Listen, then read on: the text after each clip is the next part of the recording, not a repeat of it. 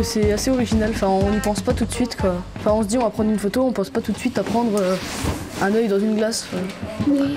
C'est assez original. Bah, ça sort de l'ordinaire, enfin, on n'a pas l'habitude de voir des photographies comme ça. Il y a des choses, je dirais, intelligentes en fait, on n'aurait jamais pensé à faire ça. Ça peut surprendre et ça donne à réfléchir en même temps. L'expo itinérante de l'Arbus qui sillonne le département et se pose dans une quinzaine de collèges vosgiens chaque année. À Rambervillers en l'occurrence ce jeudi, où l'analyse du travail décalé d'Emmanuel Pierrot et de l'art photographique en général avait été préparée en classe juste avant de monter dans le bus. Qu'est-ce qu'une photographie déjà techniquement? Comment ça se passe? Qui opère dans le moment photographique? Quelle relation a une photo avec la réalité? Est-ce que cette réalité est simplement choisie ou est-ce qu'elle peut être plus ou moins accompagnée, construite, façonnée?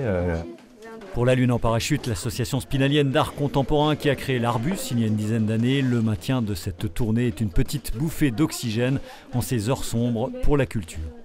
C'était pas gagné du tout. Après, il y a un protocole sanitaire qui est appliqué dans le bus, du gel hydroalcoolique, des visites à jauge limitée avec les masques. Mais on peut continuer à faire vivre l'exposition d'Emmanuel Pierrot. Emmanuel Pierrot, justement, qu'en dit-il de cette volonté de prendre du recul et donner quelques outils de compréhension à toute une génération noyée dans le monde souvent superficiel de l'image?